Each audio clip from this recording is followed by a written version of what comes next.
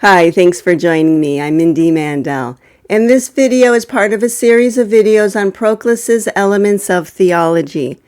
In this video, I'm going to talk about propositions 205 through 208, and then I'll do the last three propositions in my next video. For those of you who would like to see the full playlist, I'm going to put it here. And as I've been doing throughout this series, I am using the E.R. Dodds translation. And as always, there is a link in the description box for a PDF.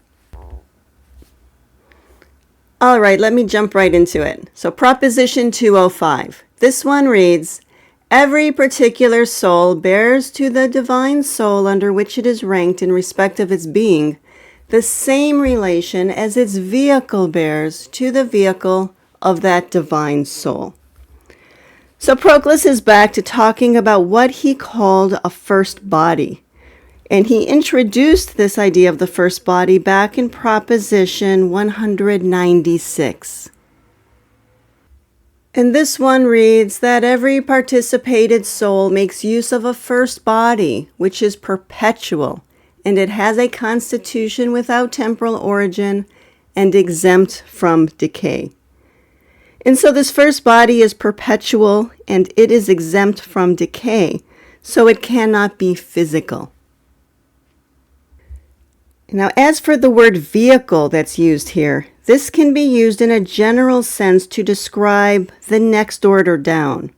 So we can say that intellect is the vehicle of the gods, soul is the vehicle of intellect, body is the vehicle of soul. Proclus, though, is presenting the body as layers, or at least there's one non-physical body before the physical one. And notice also that Proclus is focusing here on particular souls. Now, this is that third grade of souls. Remember, he gave us three grades. There was the divine souls, there were intermediate souls, and particular souls. So here we have particular souls. These are rational souls, such as you and I. Okay, now let me read this again. Every particular soul bears to the divine soul under which it is ranked in respect of its being the same relation as its vehicle bears to the vehicle of that divine soul. So Proclus is setting up an analogy. Each particular soul is ranked under a divine soul, and the relation of each member to its monad is analogous to the vehicles of those two souls. So we would write it something like this. We would say that the particular soul is to the divine soul that it is ranked under, as the vehicle is to the vehicle of its divine soul. Okay, so back at Proposition 205, Proclus starts off his proof in this way. For if the apportionment of vehicles to the several classes of souls be determined by their nature, the vehicle of every particular soul must bear that relation to the vehicle of a universal soul, which the particular soul itself bears to the universal. But the apportionment must be so determined, since direct participants are conjoined by their very nature with the principles they participate. So we see there at the end there that Proclus is hinging all of this on the idea that direct participants are conjoined by their very nature with the principles they participate. And Dodds is telling us that we will find this principle in Proposition 63. And I'll just look at the italics here. Every unparticipated term gives rise to two orders of participated terms. The one in contingent participants, the other in things which participate at all times and in virtue of their nature. And so there we see that the terms which participate at all times do so in virtue of their nature. Now, it is through similitude to the participated that they participate enduringly. And notice here there is a citation to Proposition 28. I'm not going to review the law of similitude today, but that is what Proposition 28 is about. And so bringing that principle back here, we see that it is through similitude that vehicles are permanently attached to their proper soul. And so Proclus wraps it up by stating, if then the particular soul is to the particular body, as the divine soul is to the divine body, with each soul being participated in virtue of its very existence, then the proposition we have enunciated is also true, namely that the vehicles bear the same mutual relation as the souls. And so if the vehicles are naturally aligned with their proper soul, then they must bear a relationship to each other that is analogous to the relationship of the souls that they participate. Proposition 206. This is a fun one. Every particular soul can descend into temporal process and ascend from process to being an infinite number of times. Now this proposition, notice, is also focused on particular souls. Again, this is that third of the three grades. Yet even these souls can ascend to being and can do so an infinite number of times. Now this description can fit the cycle of reincarnation, but as I go through this description, notice that it could also be describing the life of a soul that is out of the cave, periodically rising up to being and then returning to the body. This would be like Socrates as he was described in Plato's Symposium, standing in one spot all night in a meditative trance. He started wrestling with some problem or other about sunrise one morning, and he stood there lost in thought. And at last, toward nightfall, some of the Ionians brought out their bedding after supper, partly because it was cooler in the open air, and partly to see whether he was going to stay there all night. Well, there he stood till morning, and then at sunrise he said his prayers to the sun and went away. And so there's question of what he experienced while standing there. Okay, so let's see what Proclus did with Proposition 206. He says, if at certain times it is in the company of gods and at others it falls away from its upward tension towards the divine, and if it participates both intelligence and unintelligence, which is Proposition 202, then it is plain that by turns it comes to be in the world of process and it has true being among the gods. So this description can apply to souls leaving the body, whether by way of death and then reincarnation, or by an out-of-body experience of the philosophic type, as described in that, or as implied maybe in that quote from the Symposium and described in Plato's Phaedo. And instead of going back to Proposition 202, I'm going to look at 184. I think this one is actually clearer. This is the one that introduced the three grades. And every soul then is either divine, so that's the first grade, or subject to change from intelligence to unintelligence, that's the third grade, or there's the intermediate between these orders enjoying perpetual intellection, although inferior to the divine souls. And so we see the third grade changes from intelligence to unintelligence. And so we see that here in Proposition 206, this is the kind of soul that he is referring to here. And then he goes on, for it cannot have been for an infinite time in material bodies and thereafter pass a second infinite time among the gods.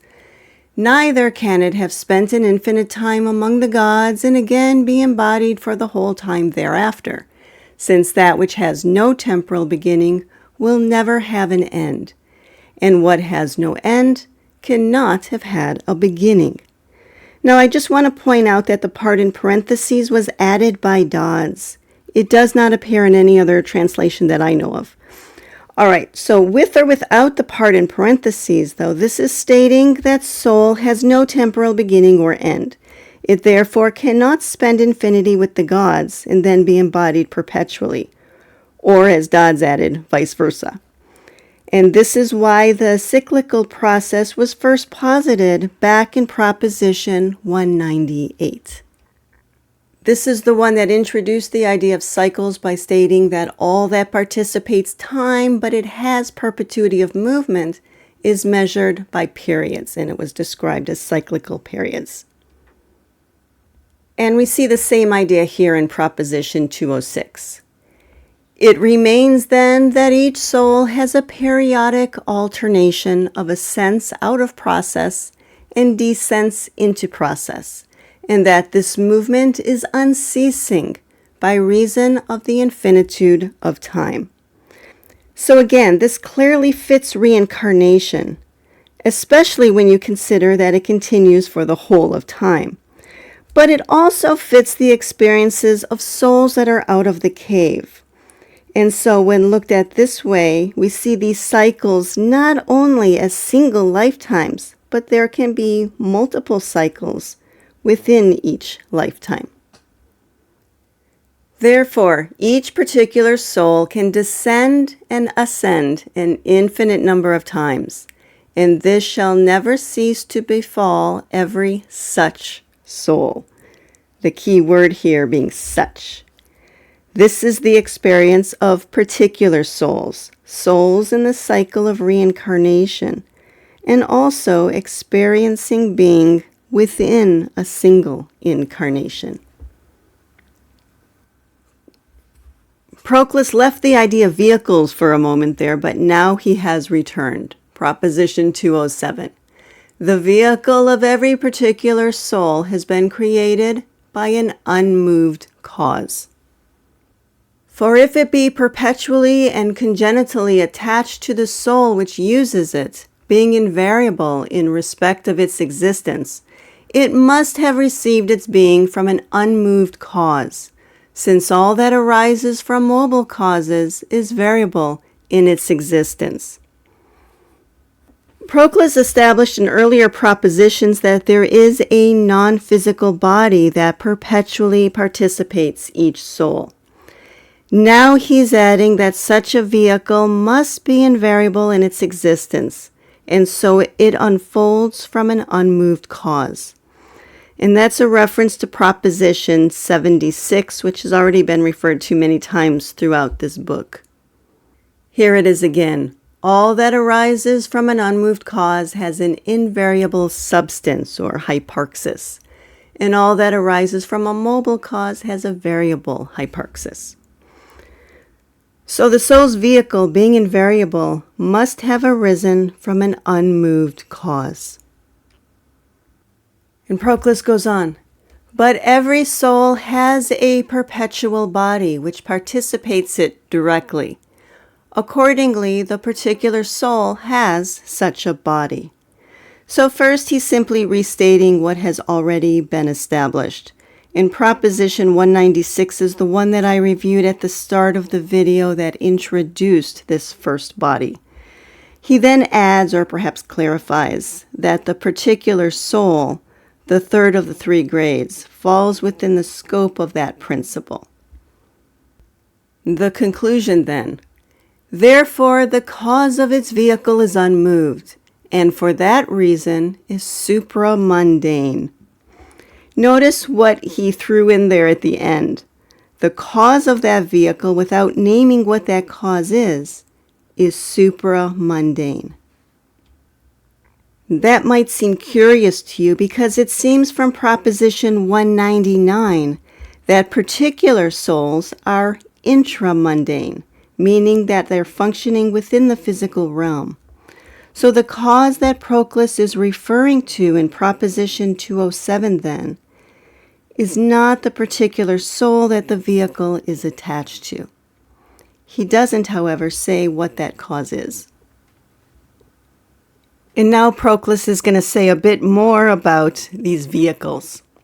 Proposition 208 reads, the vehicle of every particular soul is immaterial, indiscernible, meaning that it is indivisible in respect of its existence, and impassible, meaning that it cannot be affected or changed in any way.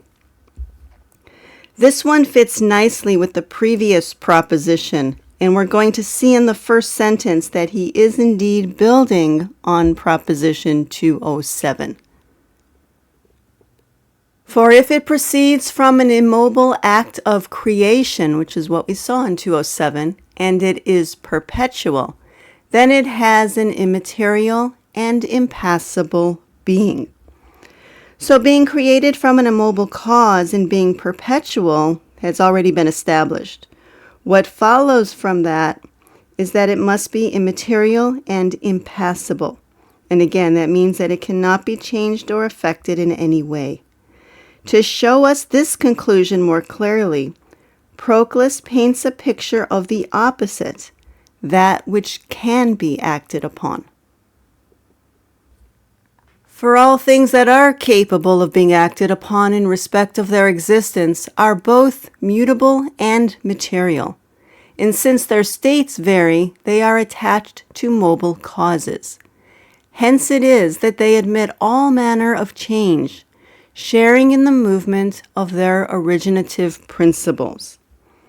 So that would be the alternative scenario. Now, Proposition 80, which is cited here, compares materiality to things that are incorporeal. And this one reads, "The proper nature of all bodies is to be acted upon, and of all incorporeals to be agents, the former being in themselves inactive and the latter impassible.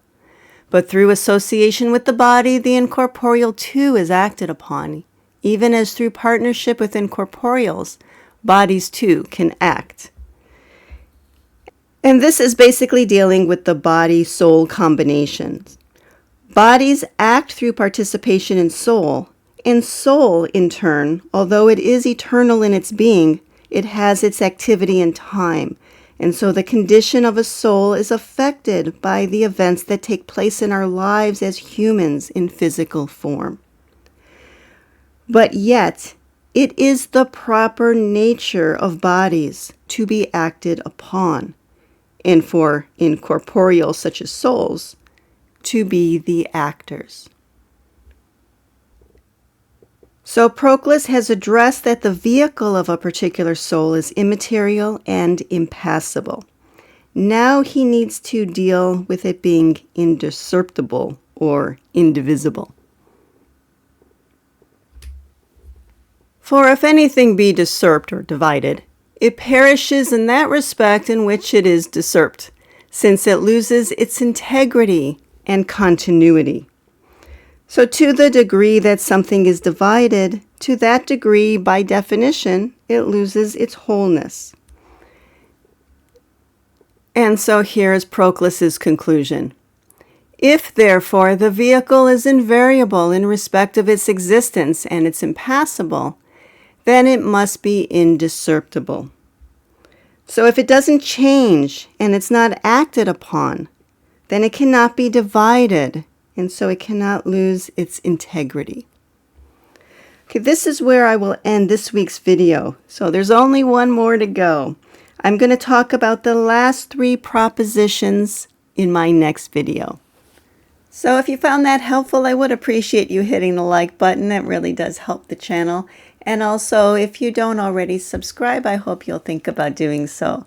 And if you have any questions or comments, please do not hesitate to put those below.